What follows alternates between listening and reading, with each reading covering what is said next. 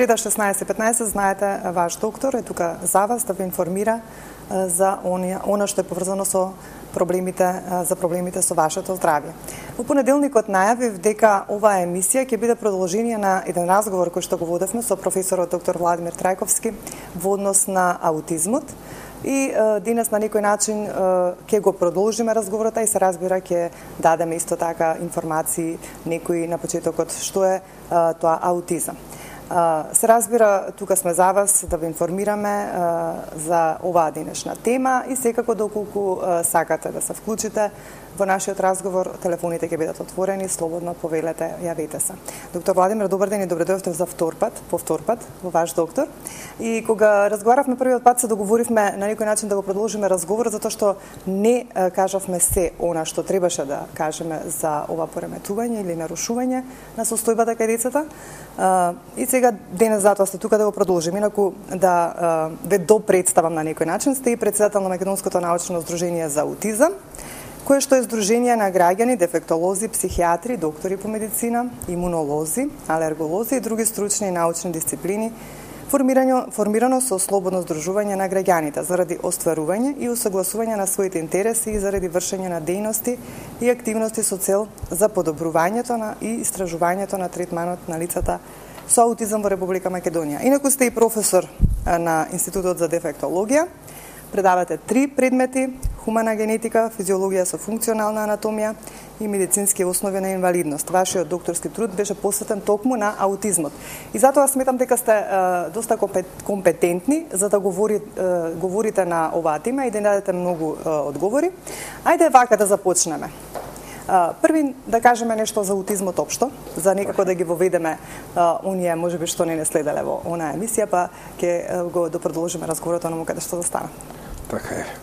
Добар ден и од мене, до вас, до режијата и секако до вашите ценети гледачи, кои што во моментот на овие горештини се одлучиле да гледаат ТВ Сонце и да не гледаат нас двајца. Ви благодарам за обширната најава во однос на моите активности, како во Здружението, така и на факултетот и на Институтот за дефектологија, каде што и го да дополнам само на вториот циклус на студии го предавам предметот аутизам и за сега да не испадне дека се фалам, но сум единствен доктор на науки од оваа област кој што го обработува аутистичниот спектар на нарушувања.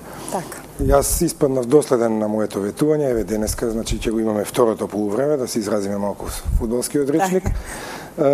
И за како што и вие рековте во самата најава, сигурно има денеска гледачи кои што не следеле тогаш, па мораме да ги воведеме и ќе дадаме една куса дефиниција и објаснување на најчестите клинички симптоми со кои што се среќаваат овие деца и возрастни лица кои што го имаат аутистичниот спектар на нарушување. Значи, тоа представува едно невроразвојно нарушување, первазивно, тешко, значи, кое што се јавува до 3-та година од животот, не може да се и подоцна, и се манифестира со оштетување или нарушување во социјалната интеракција, во комуникацијата, значи имаме проблеми често пати во говорот кај овие деца и едно стереотипно шаблонско однесување. На еден начин тие живеат во свој свет, така тоа е карактеристично за пошироките народни маси, мислам, често пати го среќаваме тој синоним. Тешко можеме да допреме во тој нивен свет, отежната е комуникацијата, погледот, гледање директно очи во очи со своите блиски, родители, брат, сестра или другарчиња на училиште, не може да се оствари на нормален начин. Потоа, како што кажав, тие се затворени во својот свет и едноставно често пати во 70 до 75% имаат интелектуални нарушувања, што значи имаат понизок квоциент на интелигенција и имаат потешкоти во учењето, проблеми со постигнување на училишни успеси, значи доколку се од полесната форма, инаку кога кажав спектар, тоа значи дека има 3 степени нарушување: лесен, средно тежок и тежок степен на нарушување, кој што тие деца кои што го имаат овој тежок степен многу потешко можат да се едуцираат, многу потешко ги разбираат нештата во училиштето, многу имаат потешка клиничка симптоматологија и така натаму. За разлика од нив, овие со лесна и умерена форма можеме да ги едуцираме, можат да постигнат доста во текот на животот во однос на едукација, во однос на вработување и така натаму. Спомнавте некои од знаците, нели, и симптомите. Кога говоревме првиот пат, имав, нели, во предвид да го поставам прашање, меѓутоа, нели, се јавуваа и гледачи, така ни заврши емисијата како што заврши некако на половина. Се говори дека и МПР вакцината е причинител за појава на ова нарушување. Точно ли е тоа, и дали вие сте запознати со ова и колку може тоа да се докаже, нели, впрочем? Така, да. Можете интересно прашање, околу кое се кршат доста копијата и во светот на науката и во светот на журналистиката, да кажам, бидејќи на вистина се крена голема прашање уште од 1998 година со првиот наод и со првата студија објавена од страна на доктор Ендрю Вейкфилд во Велика Британија, каде што он објави еден труд во врвното списание Lancet, дека има поврзаност кај одредена субпопулација на деца со аутизам кои што примиле МПР вакцина. Значи се работи за една регресивна форма. Тоа не значи дека сите деца што ќе примаат МПР вакцина можат да развијат аутизам или аутистичен спектар на нарушување, туку само оние кои што имаат генетска предиспозиција. Значи да се дообјаснам или да се повторам од минатиот пат во април кога бев гостин тука во вашето студио. Основата е генетската предиспозиција за аутизмот и срединските фактори. И сега како средински фактор кај една мала субпопулација на деца се јавува, значи таа МПР вакцина во која што има еден препарат кој што е конзервант, се вика тимеросал или тимерозал. Тоа е етил жива која што е токсична и докажано во лабораториски услови дека буквално предизвикува лизирање и уништување на невронските клетки во инвитро услови. Кога предизвикува во инвитро, нормално дека сигурно и во инвиво услови етил живата е токсичен елемент, односно токсично соединение, така што 50% се тие научни трудови и излагања. Значи фармацевската индустрија и оние кои што произведуваат вакцини никогаш нема да признаат дека има некакво влијание, а има исто така доста научници и родители, веќе стотина родители повеќе во светот, кои што даваат докази дека нивното дете по примањето тоа не може да е случајно кај едно, може да е случајно кај две деца, кај три, но не може да е случајност или коинциденција кај стотици деца. Значи 2 до 3 недели по примањето на МПР вакцината, тие родители реферираат дека кај нивното дете дошло до губење на говорот кој што го имало, контактот, погледот очи со очи, децата станале затворени во себе, не сакале да комуницираат повеќе со нив, биле раздразливи, имале одредени екземи, осипи по телото и разни имунолошки дефицити кои што ги проявиле. Ако земеме и самата фармацевска индустрија и како студент, кога сум бил студент, ние кога сум слушал предмети микробиологија или инфективни болести, сме учеле дека вакцините можат да доведат мал процент, но може да доведат до несакани. Секој лек или тоа е туѓо тело, значи вакцината е туѓо тело во организмот и може теоретски па и практички да доведе до несакани ефекти. Например, да земеме во 1972 година, за постарите гледачи, во просторите на бивша Југославија имаше епидемија од варилова вера. И сега многу од луѓето нормално се вакцинираат да не добијат варилова вера, но имаше докажано, тоа е во учебниците и што сум читал научни статии, дека имало поствакцинални енцефалитиси. Значи, кога може вакцината да дојде до енцефалитис или до други оштетувања, јас верувам дека кај одредена популација и ние правевме одредени имунолошки истражувања, каде што докажавме на нашата популација дека има поврзаност аутизмот со одредени имунолошки нарушувања, причинска последична поврзаност. И еден од следните проекти кои што го планирам јас лично, а и со тимот во Сдруженијето, заедно со колегите од Институтот за имунобиологија и хумана генетика при Медицинскиот факултет во Скопје. Јас сум во преговори со директорот, користам приликата и да го поздравам, доцент доктор Дејан Трајков, да во иднина да обезбедиме средства финансиски, да направиме еден проект, да видиме што се случува во нашата популација со тие така наречени поствакцинални антитела и да евентуално и ние придонесеме кон науката со објавување трудови, се разбира, да видиме дали навистина постои таа поврзаност. Инаку, ова не значи сега од друга страна дека не треба да се вакцинираат децата, затоа што ако не се вакцинираат, пак тогаш може да се појават епидемија на морбили, на заучки, на рубеола и така натаму. Исто така не само МПР, туку се обвинува и ДТП вакцината во светската литература. Па и ХПВ вакцината, која што сега скоро стана задолжителна за девојчињата. Да, ХПВ задолжителна за девојчињата, да. И сега има една акција на група на родители и активисти кои што до Уставниот суд поднесоа барање и скоро баш следев на интернет, на социјалните мрежи, дека скоро Уставниот суд на Република Македонија треба да дискутира по тоа прашање дали треба вакцинацијата да биде задолжителна во Република Македонија, затоа што во 18 членки на Европската унија или европски држави таа не е задолжителна вакцината, затоа што основно човеково право е да бира дали ќе биде вакциниран или не и да си го преземе семејството на себе ризикот ако нешто се случи, затоа што морбили можеби делува вака како наивна болест, но може да направи компликации, постморбилозен менингитис, постморбилозен енцефалитис, брохопнеумонија, па дури да дојде и до смрт после морбили, например, кое што ја сметаме така во медицината за не многу сериозна болест, но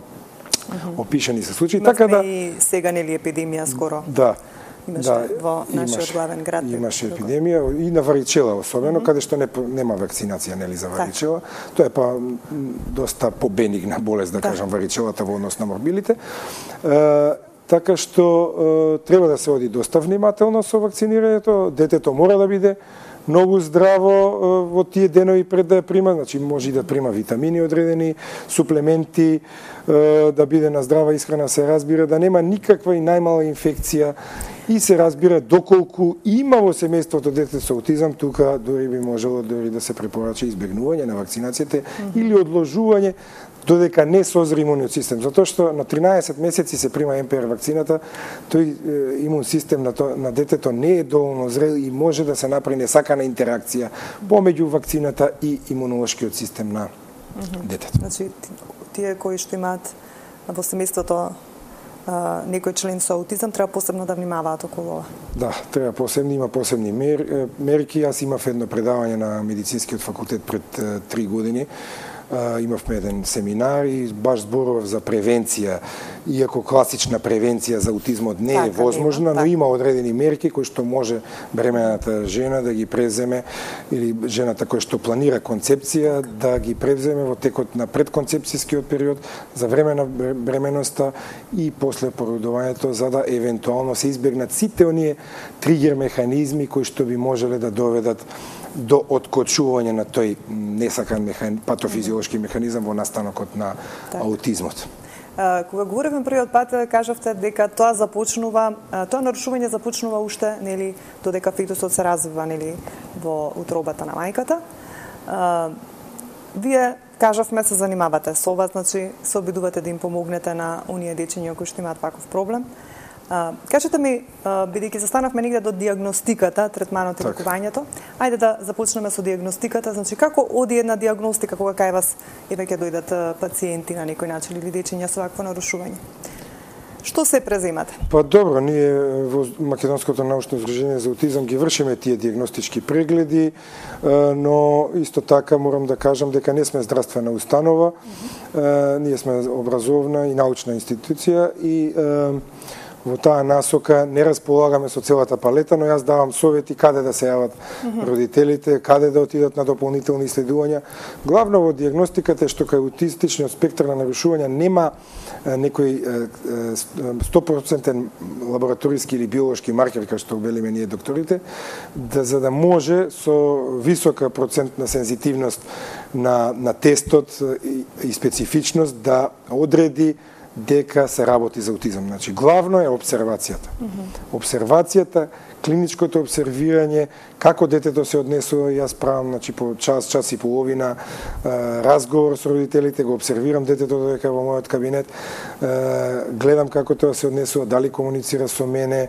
Значи, тука имаме тоа се ICD-10 или МКБ-10 на меѓународната класификација на болести, 10-та телевизија која што одамна е премината во 11-та во светот, но кај нас еве сега слушаме дека има некој преведена и дека има обиди да дојде на сила.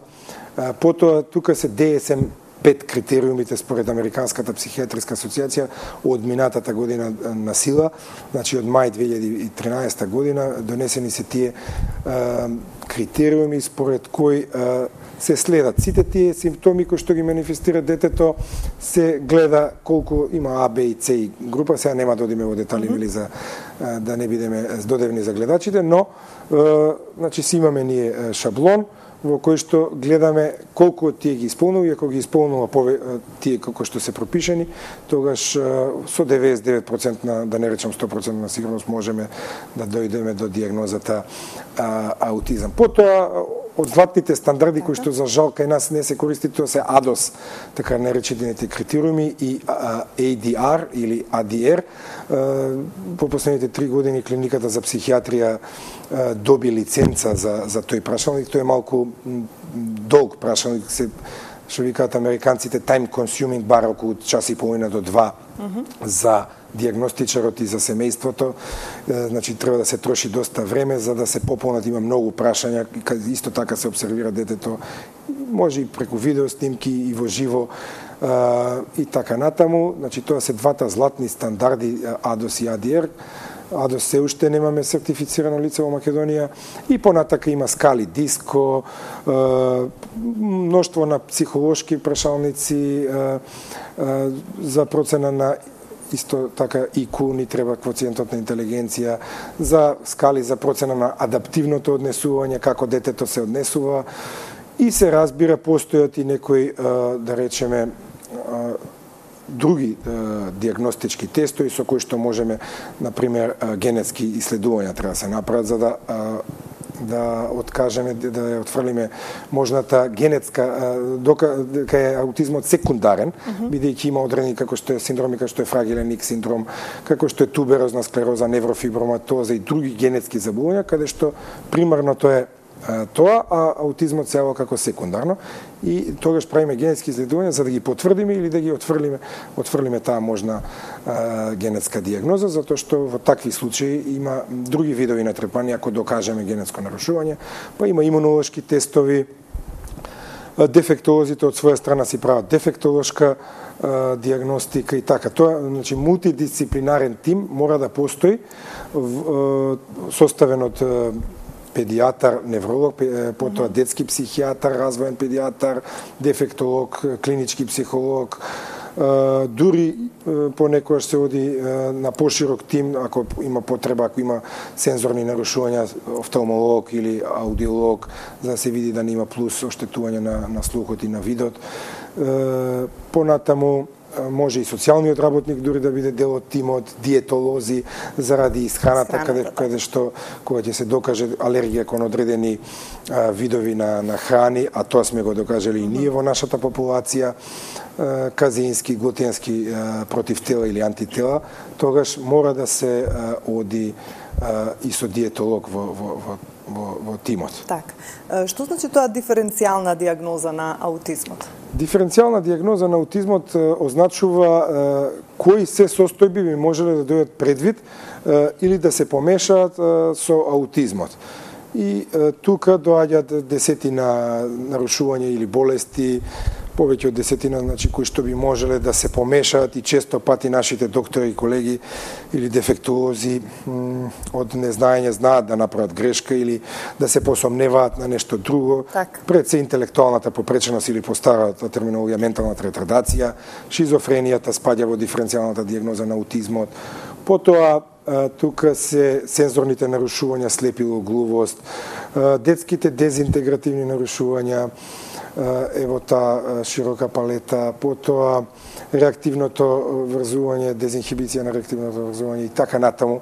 Значи има една палета на нарушувања кои што мора да ги имаме предвид за да не дојде до евентуално мешање на дијагнозата или да се работи за класичен аутизам, а да докторот даде погрешна дијагноза. И третманот и лекувањето да бидат несоодветни. Да, потоа се разбира, тоа си носи своји последици. Така, и да има лоши последици. Ајде вака сега да започнеме некако со третманот. Што откога кај вас ќе дојдат нели дечињата и кога ќе веќе се дијагностицира аутизам? Каков е третманот понатаму? Што се презема за да се започне третман и нели да се започне тој процес на како да кажам, на ако може така да се нарече започнување на лекување и одредена стабилизација. Меѓутоа, ми јавуваат од режија дека имаме гледач, па ќе го одговориме прашањето. Добар ден, за кого? Добар ден, Дешко од Скопје. Имам едно прашање за докторот. Како можам да бидам контакт со вас, зашто ја имам еден син што има симптоми на аутизам и сакам тренинг да си имам некој да се видам со докторот. Како можам да стапам на контакт? Така, ќе се јавите после емисија. После емисија? Така, ќе ви го дадеме бројот од професор доктор Владимир Трајковски и ќе можете да се слушнете и да се договорите. И благодариме во секој случај што не следите, останете со нас да не следите, ќе слушнете се разбира секако и други информации околу аутизмот. Доктор Владимир, да продолжиме значи со третманот. Што потоа?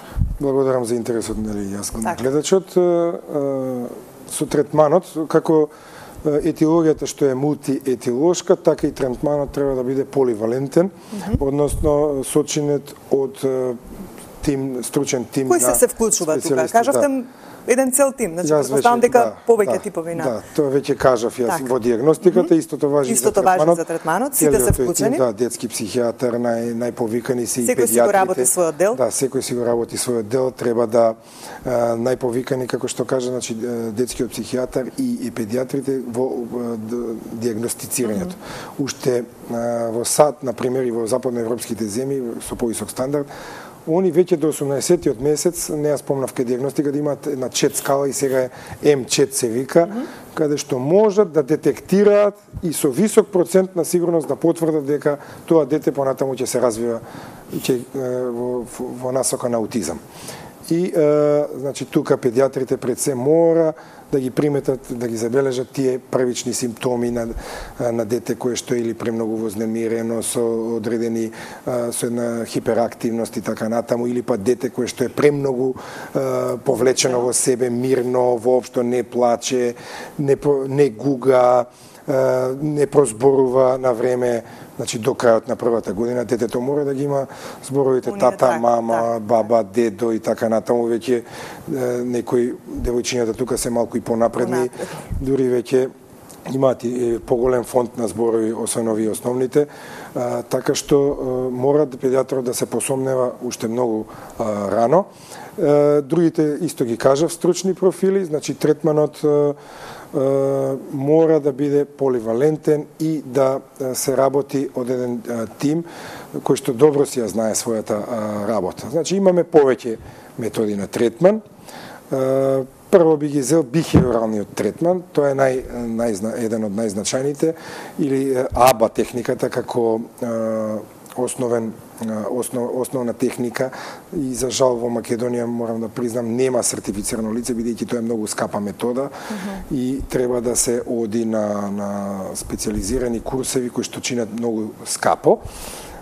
Тука гледаме да го подобриме однесувањето со овој бихевиорален третман на детето, да го наградиме се она што детето го прави добро, а никако да не го казнуваме кога ќе погреши или кога нема да ни одговори на одредена задача или барање.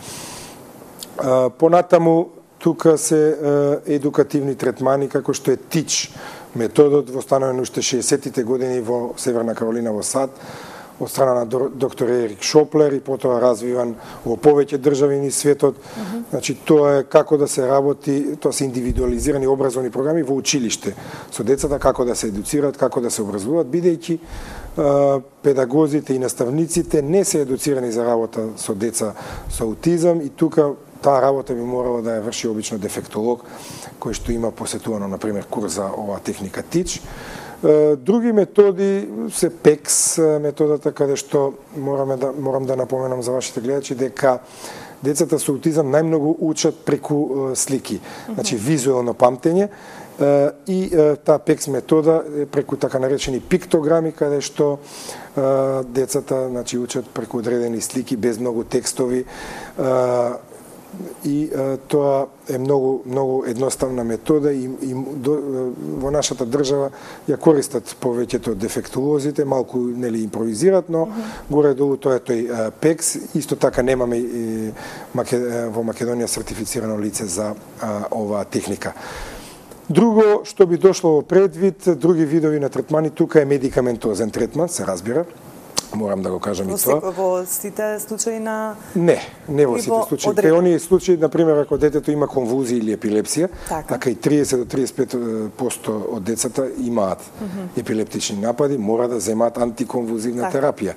И тоа се додека не се купират, можеби некои доживотно, додека не се направи регресија на епилептичните напади. Потоа, ако се преагресивни, автоагресивни или кон други лица, мора да земаат и невролептична терапија, значи невролептици кои што би довеле малку и до седација и кои што би го... Значи, секогаш медикаментозниот третман е примарен за да може потоа да се продолжи со овие, што ги кажав, дефектолошки видови третман, психолошки третмани, потоа се оди во третманите после медикаментозниот третман, биомедицинскиот третман, кој што јас доста го спроведувам. Значи, тоа е таа суплементна терапија, диететска терапија исто влага во тој биомедицински третман. Ако се докаже дека има пречувствителност кон казеин и глутен, тогаш се избегнуваат сите видови на храна кои што во себе содржат казеин и глутен. Значи, сите млека, потоа кравјо млеко се разбија и сите видови млека што содржат казеин, глутен, пченично брашно и така натаму сите производи. Не сме да има ниту еден мал процент на казеин и глутен во исхраната. Друго биомедицинскиот третман е тие, значи, витаминотерапија со високи дози на B6, B12 витамин С, исто така во високи дози се дава.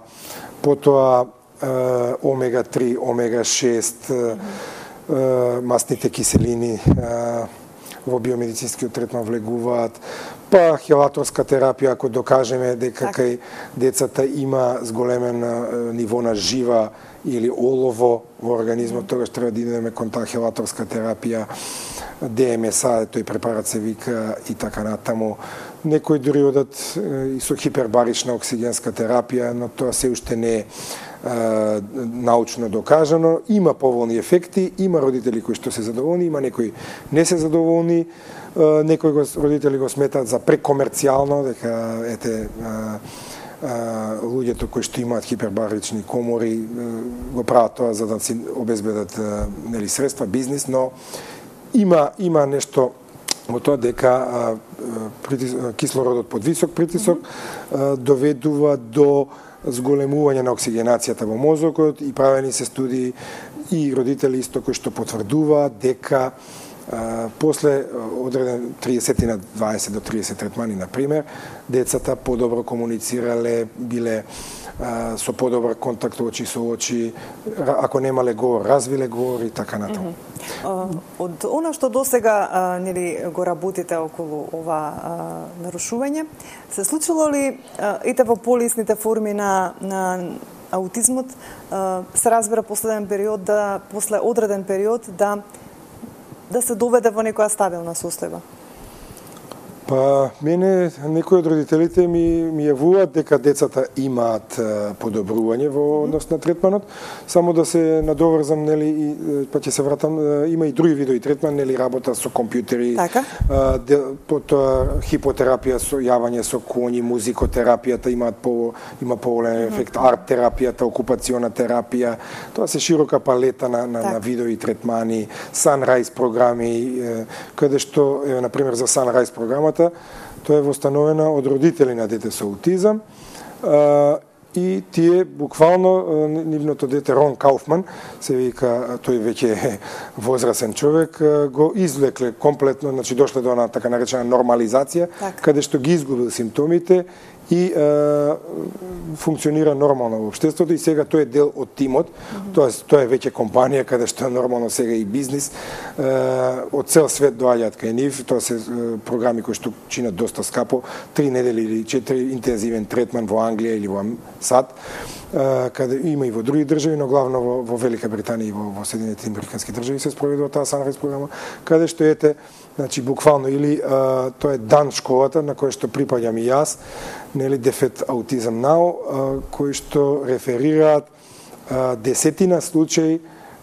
десетици случаи на аутизам кои што веќе ја изгубиле дијагнозата и тоа можат вашите гледачи и оние родители кои што имаат да го видат на YouTube, има доста видео клипови кои што со докази даваат како било детето пред и како е по третманот, например, по неколку години, дека детето веќе за жал во Македонија не можеме ние да се пофалиме, дека комплетно сме го истретирале, да кажам, не го користиме третманот лекување, бидејќи нели не се работи за болест. Значи комплетно истретирано, но често пати голем процент од родителите укажуваат дека со текот на годините и со доколку доследно се придржуваат на тие третмани кои што ние им ги кажуваме, дека има подобрување. Сега треба многу предуслови од страна на државата и подобар стандард на родителите за да дојде до комплетна подобрување на клиничката слика и да кажеме едно нормално функционирање во општеството на овие лица подоцна, нели, прво деца, па подобро лица. И многу е битно, како што кажавте, навреме да се откријат симптомите. Значи, први пред се родителите да ги забележат, односно да го следат однесувањето на своите дете уште, нели, од 1 година и веднаш да се обратат, нели, кај педијатарот, па потоа да побарат, нели, она друга помош и кај дефектолог и сето на што говоревте. Меѓутоа, ме интересира малку нешто да кажете околу сите оние истражувања кои што ги имате во врска со аутизмот во минатото. Нешто да ни кажете и да ни посочите што откривте со тие истражувања, што се открива? Благодарам за можноста. Вие сте еден од ретките новинари што ми го поставил ова прашање, значи ние како здружение постоиме 14 години, во насловот имаме научно или македонско научно здружение за аутизам и работиме доста, работевме и ќе работиме доста истражувања. За жал во последните години немаме проекти финансирани од страна на Министерството за образование и наука. Во почетокот кога се формиравме, што се вели во народот прво помашко, ни се посреќи, добивме 2 проекти во 2000 и 2001 година со кое што спроведовме доста сериозни проекти за имунолошките и имуногенетските истражувања во врска со аутизмот. Тоа беше и називот на мојот докторат, кој што го одбрани во 2002 година. И од тоа произлегува доста научни трудови кои што нашиот тим, значи од Институтот за дефектологија и од Институтот за имунобиологија и хумана генетика, тоа беше тимска работа, објави неколку трудови во списанија со импакт фактор, значи ценети, и за тоа сме ние и цитирани од доста странски автори. Тоа сакам да потенцирам. Да, доста сме цитирани со тоа што, значи, некој ја цени нашата работа и го валидизира нашиот труд со тоа што не цитира, за тоа што ние исто така потврдивме одредени наводи кои што претходно ги има американците во однос на тоа, например, дека аутизмот има одредена супопулација поврзана со автоимуноста. Так. Тоа е тимот на доктор Синг Виендра од САД и така надолу. Ние потврдивме неговата хипотеза. Тоа значи дека се смета како и некој автоимуно заболување на некој начин? Да, не кај сите, но кај една мала популација можно е, да, тоа е хипотезата на Синг Виендра дека и аутизмот може е автоимуно нарушување и ние докажавме на пример дека IgG4 антителата се покачени кај децата. Ние правевме компаративна анализа со здравите браќа и сестри и со родителите, земавме крв од сите во семејството и правевме вкрстени анализи и докажавме дека IgG4 тие укажуваат на автоимуност. Потоа докажавме доста бета-лактглобулин, покачени антитела, казеин, глутен во нашата популација. Потоа сега еден труд треба да ни излезе во Братислава Medical Journal во почетокот на наредната година, кој што исто така списание со импакт фактор во Croatian Medical Journal, едно од најдобрите медицински списанија на Балканот, ако не и најдобро, според мене, уште во 2004-та, значи каде што овие хипотези кои што не можам да кажам дека ние први сме ги, но ние ги потврдивме или ги реплициравме дел од американските истражувања и сега сето тоа нас ни се враќа во позитивна смисла дека и нашите трудови тие неколку што ги објавивме во однос на ова, тука се учебниците за кои што минатиот пат говоревме. Значи мора нашите доктори дефектолози имаат доста литература на македонски, каде што може да се едуцираат, само ќе треба нели државата. Веќе има најави дека од есен Министерството за здравство ќе иницира едукации на наши доктори. Сега тука ја малку би бил и критичен, бидејќи не сме ние како Македонско научно здружение за аутизам воопшто повикани, а имаме доста доктори во здружението, со образложение од неофицијални извори, го кажам, дека ние не сме здравствена установа и затоа као не ни следува нас. Така да еве го користам вашиот медиум, ако некој од Министерството за здравство или министерот допрева до министерот за здравство господинот Никола Тодоров да ги услиша нашите молби дека и ние имаме доктори кои што се бават со наука, со едукација на кадри, и имаме потреба како здружение да наши членови отидат на тие едукации кои што ги финансира државата. По месец, 2 или 3 во Соединетите американски држави, во Велика Британија или не знам со кого веќе и не имаат склучено договори, бидејќи тоа е за поздравување, значи да може веќе докторите да ги добиваат овие дополнителни едукации, бидејќи не знам дали споменав во минатата емисија, на медицинскиот факултет многу малку студентите учат за аутизма. Значи многу малку. Кај нас имаат среќа што ете јас сум таму, па нашите студенти во предметот медицински основни инвалидноста, дел од колегите и они спомнуваат нешто за аутизам, па потоа на постдипломските студии имам цел предмет аутизам кој што се нарекува, кој што се предава, нели и цела насока уствари. Насоката за постдипломски, една од насоките што ги имаме се вика интелектуална попреченост и аутизам.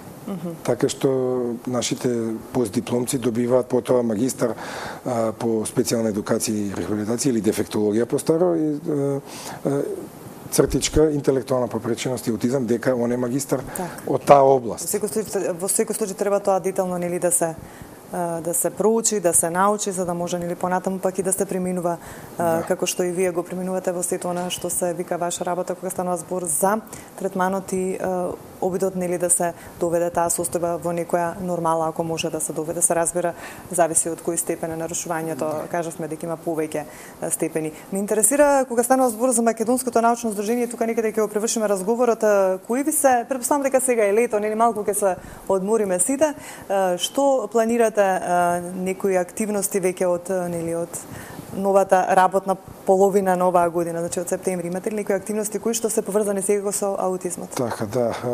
Во прашање и за гледачот што се јави и за другите, доколку сакаат да ме добијат, ќе може при крајот на август или веќе од септември, бидејќи одморите почна, така што бројот ќе биде во режија, но за жал одморите почна и ние како здружение, бидејќи работиме на волонтерска основа, значи не го наплатуваме таа работа, не ќе можат во текот на летните одмори лично мене да ме најдат, да. Како здружение ние веќе имаме еден голем проект заедно со фондацијата Полонија од Гевгелија. кој што го добивме, како партнери сме ние се јавуваме. Тој се однесува на социјална инклузија на сите деца со развојни нарушувања и со проблеми во развојот и деца со посебни образовни потреби, кој што започна некаде во февруари годинава и ќе трае до јануари наредната година. Тука ние се јавуваме во улога на предавачи и имавме одредени работилници и семинари во Гевгелија. Потоа исто така се вклучени и други од соседните држави, од Србија, Бугарија, од Грција имавме сега во јуни баш кој што зборува за ПЕКС методот, сертифицирани обучувачи двајца, изборува дел за АБА техниката. Од септември исто така продолжуваме со Brain Gym методата, например, тоа ќе дојдат две колешки од Хрватска. И сето тоа до јануари. Потоа планираме еден ношто интересен проект. За жал, вчера добив имейл од колегата кој што го потикнеме до Европската Унија, но во една од програмите заради некои технички работи бил одбиен. Тоа е проект за работа со родителите.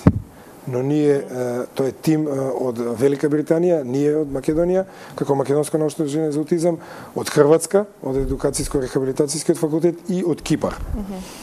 И сите баш во текот од вчера и денеска комунициравме преку имейл и се договоривме повторно да го поднесеме, бидејќи се работи за еден исклучително значаен проект и во некоја друга од програмите на Европската Унија. Нема да се откажем и доколку го добиеме, тоа е 2-годишен проект и мислам дека нашите родители од Македонија ќе имаат доста бенефит, бидејќи ќе се работи за психосоцијална поддршка, како родителите во нивните домови да работат со децата со аутизам, значи да малку ги едуцираме и родителите. Значи тоа е нешто од плановите. Се разбира, тука има и предвидени си неколку магистерски одбрани, сега збора малку и како Македонско научно здружение за аутизам и како професор на институтот.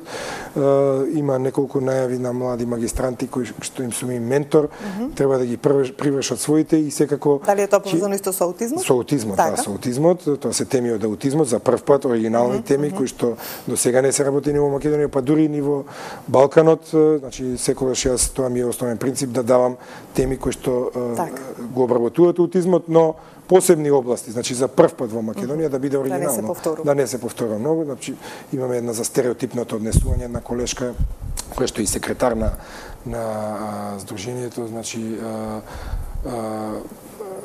она, мислам поранешен секретар, сега ја напушти функцијата, има за стереотипното однесување и така натаму. Значи тоа се тие некои планови за до крајот на годината. Исто учествува на семинари и конгреси, ќе има неколку семинари во околината, во Србија, да се представиме и да зборуваме за аутизмот во Македонија и за сите проблеми кои што се јавуваат во нашето работење.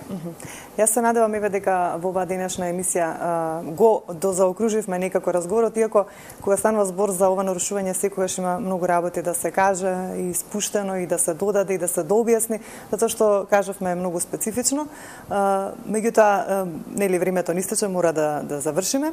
Ви посакувам успех во сето на што го работите и како нели професор на факултетот, исто така и како претседател на Македонското научно здружение за аутизам и секако се со цел да им се помогне на оние родители кои што имаат дечиња кои што имаат вакво нарушување. Благодарам за одвоеното време за денес и се надевам еве секако во некоја следна прилика, зашто да не повторно да не го повториме сето ова, бидејќи секогаш има потреба да се слушне информација повеќе за аутизмот. Јас ви благодарам за одвоеното време и можноста ете да ги запознаеме нашите гледачи за овој горлив проблем, на вистина општествен, сериозен ментално здравствен проблем, и да се надеваме на подобро утре и како за семејството, така и за нашите професии, нели? Така.